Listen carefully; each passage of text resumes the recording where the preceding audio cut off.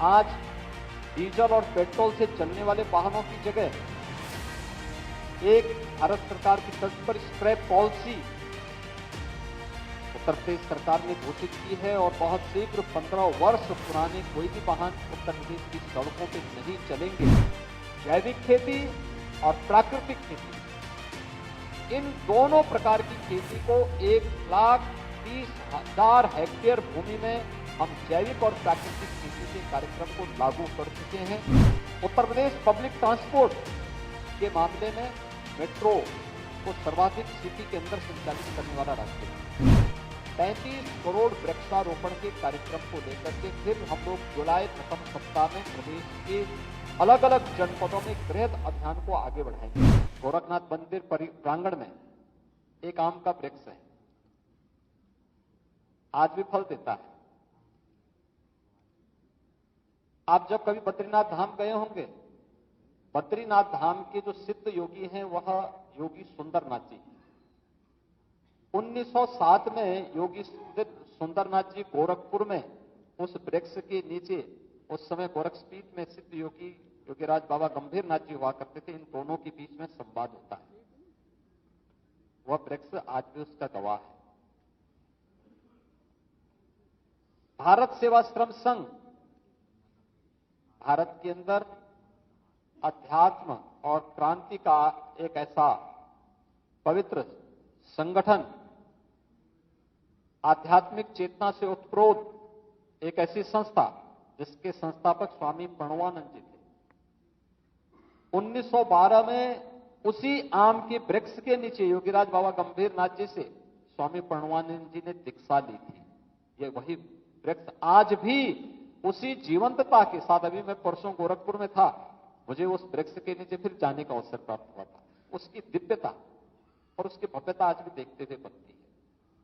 तो मैं जब भी उसको देखता था, एक आकर्षण वह वृक्ष के ऊपर और उसके आसपास के वातावरण में देखने को मिलता था।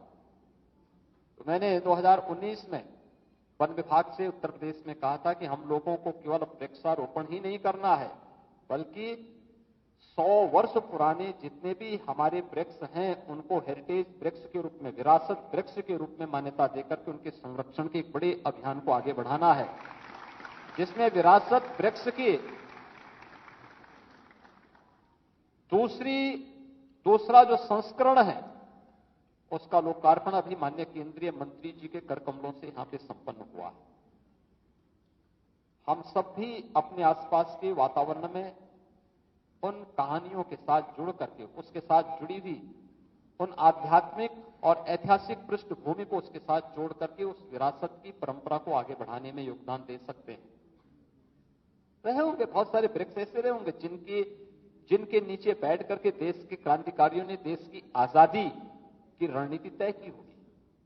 स्वाभाविक रूप से क्रांति का आह्वान घर के अंदर नहीं, किसी वन के बीच में ही और किसी अन्य कार्यक्रमों में रहा होगा। हमारे यहां तो अरण्य पर्व ही एक माना जाता है।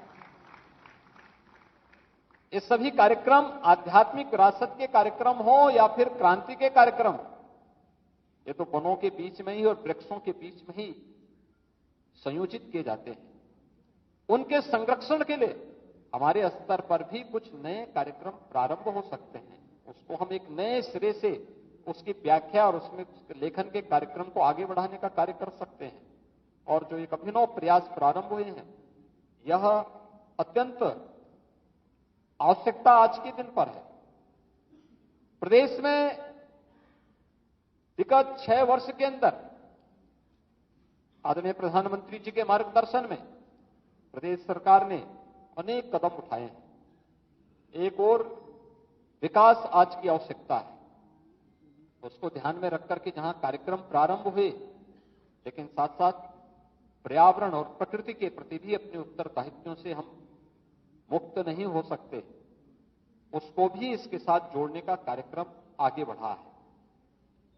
उत्तर प्रदेश पब्लिक ट्रांसपोर्ट के मामले में मेट्रो को सर्वाधिक सिटी के अंदर संचालित करने वाला राज्य है। आज डीजल और पेट्रोल से चलने वाले वाहनों की जगह एक भारत सरकार की तर्ज पर स्क्रैप पॉलिसी उत्तर प्रदेश सरकार ने घोषित की है और बहुत शीघ्र 15 वर्ष पुराने कोई भी वाहन उत्तर प्रदेश की सड़कों पे नहीं चलेंगे। इस कार्यक्रम को जहां लेकर के उत्तर प्रदेश सरकार चल रही है, वहीं इलेक्ट्रिक व्हीकल की अपनी पॉलिसी के साथ डीजल और पेट्रोल के वाहनों को धीरे धीरे करके सड़कों से बाहर करना, और हम लोग भी इस कार्यक्रम के साथ इलेक्ट्रिक व्हीकल को या फिर ग्रीन एनर्जी को प्रमोट करने के लिए, जो अभी बताया गया कि इथेनॉल उत्पादन करने वाला उत्तर प्रदेश आज देश के अंदर नंबर 1 राज्य है जो सर्वाधिक इथेनॉल का उत्पादन कर रहा है। यह भी आज उत्तर प्रदेश के अंदर हो रहा है। रिन्यूएबल एनर्जी के अंदर जो बहुत सारी संभावना उत्तर प्रदेश के अंदर है, इस पर भी प्रदेश सरकार की अपनी पॉलिसी है, जिसमें प्रदेश ने नेट मीटरिंग और नेट बिलिंग के कार्यक्रम को भी अपने यहां मान्यता देकर के इस कार्यक्रम को प्रदेश तेजी के साथ आगे बढ़ाने का कार्य कर रहा है। हम सबको मिलकर इस कार्यक्रम को आगे बढ़ाना पड़ेगा, और जब समाज, सरकार और इस क्षेत्र से जुड़े हुए विशेषज्ञ, ये सभी लोग मिलकर के एक साथ अभियान चलाएंगे। कल कितनी आदरणीय प्रधानमंत्री जी के कल बेंगलोर से जुड़े हुए, कर्नाटक से जुड़े हुए फोटोग्राफ कितने अच्छे और मोहक लग रहे हैं।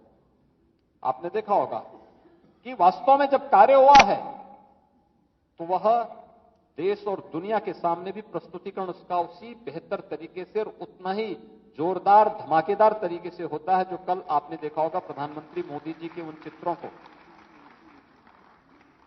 जो उन्होंने वहां पर पर्यावरण से जुड़े हुए एक महत्वपूर्ण सेमिनार को उद्घाटन करते समय वहां पर वन्य प्रेमियों और पर्यावरण प्रेमियों के सामने उसका उद्घाटन किया। देश के अंदर और प्रदेश के अंदर तो इस दिशा में और अच्छे कार्यक्रम चल रहे हैं, और मैं मानता हूं कि ये आज की आवश्यकता है। हम क्लाइमेट चेंज के दुष्प्रभावों से न केवल प्रकृति को और पर्यावरण को बचाने की आज की महती आवश्यकता है, बल्कि जो हमारी ऋषि परंपरा ने हमें धरती माता के प्रति उत्तरदायित्वों के साथ जोड़ने का मंत्र दिया है कि धरती हमारी माता है, हम सब इसके पुत्र हैं। एक पुत्र के रूप में हम सबको अपने दायित्वों का निर्वहन करने के लिए पूरी ईमानदारी के साथ आगे बढ़ना पड़ेगा, तभी जीव सृष्टि की, मानव सृष्टि की रक्षा हो पाएगी। अन्यथा मनुष्य अगर केवल अपने स्वयं के अस्तित्व के लिए जीव सृष्टि को और इस जंतु सृष्टि को नुकसान पहुंचाएगा तो उसके दुष्प्रभावों से कोई भी फिर वंचित नहीं रह पाएगा, उससे कोई बच नहीं पाएगा। आज तो इस दिशा में बहुत सारे कार्यक्रम प्रारंभ हैं, जिसमें खेती को भी विषमुक्त करने की दिशा में जो कार्य प्रारंभ हुए हैं, उत्तर प्रदेश सरकार ने भी तय किया कि प्राकृतिक खेती को हम बढ़ावा देंगे। इसमें नमामि गंगे परियोजना में आपने देखा होगा कि कितने अच्छे परिणाम सामने आए हैं। गंगा की पहचान थी गांगे डॉल्फिन से। 2017 के पहले गंगा नदी में डॉल्फिन लुप्त प्राय सा हो गया था। आज आप देख सकते हैं कि फिर से आपको प्रयागराज से लेकर के मिर्जापुर के बीच में, वाराणसी से लेकर के बक्सर के बीच में फिर से गांगे डॉल्फिन देखने को मिलेंगे। कानपुर में 14 करोड़ लीटर सीवर गंगा नदी में उड़ाया जाता था। आज एक भी बूंद सीवर गंगा नदी में कानपुर में नहीं गिरती। तेजी के साथ नदी को किसी भी प्रकार के प्रदूषण से मुक्त करने के कार्यक्रम प्रदेश के अंदर लागू किए गए हैं। नमामि गंगे परियोजना के परिणाम आज हम सबके सामने आने प्रारंभ हुए हैं। केंद्र और राज्य सरकार जब मिलकर के इन कार्यक्रमों को आगे बढ़ा रही है और इस क्षेत्र से जुड़े हुए विशेषज्ञ भी जब इन कार्यक्रमों के साथ जुड़ेंगे तो उस परिणामों को किसी बड़े आयोजन के साथ जोड़ने में और भी आनंद की अनुभूति होती है। और 2019 का उत्तर प्रदेश का प्रयागराज कुंभ सफलता की जिन ऊंचाइयों को प्राप्त किया था, उसके पीछे नमामि गंगे परियोजना की सफलता थी। आदरणीय प्रधानमंत्री जी के नेतृत्व में नमामि गंगे परियोजना पे जो कार्य हुआ था, हम उसके परिणामों की सुखद अनुभूति कर सकते हैं। मुझे याद है 2013 में प्रयागराज में कुंभ था। मॉरिशस के माननीय प्रधानमंत्री जी कुंभ के अवसर पर अपने देश के एक पूरे डेलीगेशन के साथ आए थे, लेकिन जब एक संगम तट पर गए और वहां पे गंदगी देखी, गंगा की जल को उन्होंने काला जल देखा, तो दूर से ही परिणाम करके चले गए। उन्होंने कहा क्या यही गंगा है? संजोग ऐसा था जब प्रयागराज कुंभ 2019 में आया, उसी समय उत्तर प्रदेश में प्रवासी भारतीय दिवस का भी आयोजन वाराणसी में था। और वाराणसी में प्रवासी भारतीय दिवस के कार्यक्रम में मैंने स्वयं मॉरिशस के प्रधानमंत्री से अनुरोध किया। यदि मुझे संकोच भी हो रहा था, क्योंकि 13 में उनका अनुभव बहुत अच्छा नहीं था।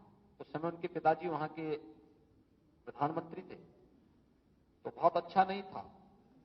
लेकिन मैंने फिर भी साहस किया। मैंने कहा आप यहां वाराणसी में आए हैं, प्रवासी भारतीय दिवस के कार्यक्रम के बाद आपको समय मिले तो आप प्रयागराज में कुंभ के आयोजन में आए तो और अच्छा होगा। तो उन्होंने हंसते हुए कहा कि मैं जरूर देखता हूं। और वह मेरे आग्रह पर प्रयागराज आए। 400 लोगों का डेलीगेशन था। हमने वहां स्नान करने के लिए आग्रह नहीं किया, लेकिन जब इस संगम पर आए, उन्होंने वहां पे लाखों लोगों को स्नान करते हुए देखा, तो उन्होंने कहा क्या मैं भी स्नान कर सकता हूं?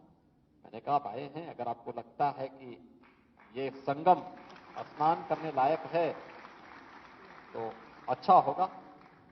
और उनके साथ 400 लोगों का डेलीगेशन था। उन्होंने अपने परिवार के साथ सभी जितने भी मॉरिशस से आए हुए लोग थे, सबने संगम में डुबकी लगाई और जल भर भर करके मॉरिशस लेकर के गए। ये दिखता है कि परिणाम आने में देर नहीं लगती, थोड़ा प्रयास करने की आवश्यकता होती है और उस प्रयास में हम भी भागीदार बन सकते हैं। प्रकृति के प्रति, पर्यावरण के प्रति अपने उत्तरदायित्वों का निर्वहन करके हम अथर्ववेद के उस सूक्त को, जो हमें इस धरती माता के प्रति अपने कर्तव्यों के प्रति आग्रही बनाती है, उस उत्तरदायित्वों में हम भी खरा उतर सकते हैं। और इसीलिए उत्तर प्रदेश सरकार ने भी तय किया है। आदरणीय प्रधानमंत्री जी ने नेशनल फार्मिंग की जब बात की, तो गौ आधारित खेती के लिए गौ माता की भी रक्षा होगी, साथ साथ विष मुक्त खेती भी हम लोग देने में सफल होंगे। और विष मुक्त खेती के लिए ही इस कार्यक्रम को आगे बढ़ाने के लिए गंगा के तटवर्ती सभी 27 जनपदों में और बुंदेलखंड को प्राकृतिक खेती के लिए एक स्पेशल इंसेंटिव देकर के उत्तर प्रदेश सरकार इस कार्यक्रम को आगे लेकर के चल रही है। और मुझे बताते हुए प्रसन्नता है कि आज उत्तर प्रदेश के अंदर जैविक खेती और प्राकृतिक खेती, इन दोनों प्रकार की खेती को 1,30,000 हेक्टेयर भूमि में हम जैविक और प्राकृतिक खेती के कार्यक्रम को लागू कर चुके हैं और तेजी के साथ इन कार्यक्रमों को आगे बढ़ाने का कार्य भी किया जा रहा है। अभी से हम लोगों ने तय किया है कि इस वर्ष फिर उत्तर प्रदेश सरकार वन विभाग को नोडल विभाग बनाते हुए, क्योंकि यहां पे केवल एक नोडल विभाग वन विभाग होता है, लेकिन सभी अन्य विभाग इसमें सहभागी बनते हैं। 35 करोड़ वृक्षारोपण के कार्यक्रम को लेकर के फिर हम लोग जुलाई प्रथम सप्ताह में प्रदेश के अलग अलग जनपदों में एक बृहद अभियान को आगे बढ़ाएंगे। 35 करोड़ वृक्षारोपण एक साथ एक दिन में जुलाई प्रथम सप्ताह में उत्तर प्रदेश के अंदर होगा। उसकी तैयारियां अभी से होने लग गई हैं। हम लोगों ने उत्तर प्रदेश के अंदर एक और कार्य किया कि जितने भी हम प्रधानमंत्री आवास योजना के आवास देंगे किसी भी लाभार्थी को, उस लाभार्थी को एक साथ सहजन का पेड़ भी देते हैं। क्योंकि प्रधानमंत्री आवास प्राप्त करने वाला जो व्यक्ति होता है, स्वाभाविक रूप से आर्थिक रूप से कमजोर होगा, और जो आर्थिक रूप से कमजोर होगा वो पोषण भी वही होगा। तो हम लोगों ने सहजन का एक एक पेड़ प्रत्येक आवास के सामने उन्हें उपलब्ध करवाने का कार्य किया। और पेड़ लगाने के साथ जब अब पेड़ बड़ा होता है तो जो फली देती है, सहजन की जो फली होती है वह अपने आप में प्रोटीन से युक्त होती है। साल में 2 बार फली देगी, परिवार के लिए पर्याप्त मात्रा में सब्जी भी मिलती है और उसके सूप को पीने से भी उसके काफी उस परिवार को एक नई मजबूती भी प्राप्त होती है। साथ साथ हर कुपोषित परिवार को हम लोग निराश्रित गो आश्रय स्थल से एक ब्याही हुई गाय भी उपलब्ध करवाते हैं। बहुत अच्छे परिणाम उसके आ रहे हैं। एक गाय भी उपलब्ध कराते हैं, 900 रुपए हर महीने उस गाय के लालन पालन के लिए भी उस परिवार को उपलब्ध करवाते हैं। तो गाय की भी रक्षा होती है, साथ साथ परिवार कुपोषण से मुक्त भी होता है। ये कार्यक्रम निरंतर आगे बढ़ रहे हैं और इस बार फिर से वन विभाग, उत्तर प्रदेश शासन के विभिन्न विभागों के सहयोग से 35 करोड़ के अपने लक्ष्य को प्राप्त करने की दिशा में अभी से नर्सरी तैयार हो रही हैं। उन्हें अलग अलग स्थानों पर जून के अंत तक पहुंचाने के साथ ही जुलाई के प्रथम सप्ताह में वन महोत्सव के अवसर पर व्यापक पैमाने पर वृक्षारोपण के कार्यक्रम आगे बढ़ेंगे।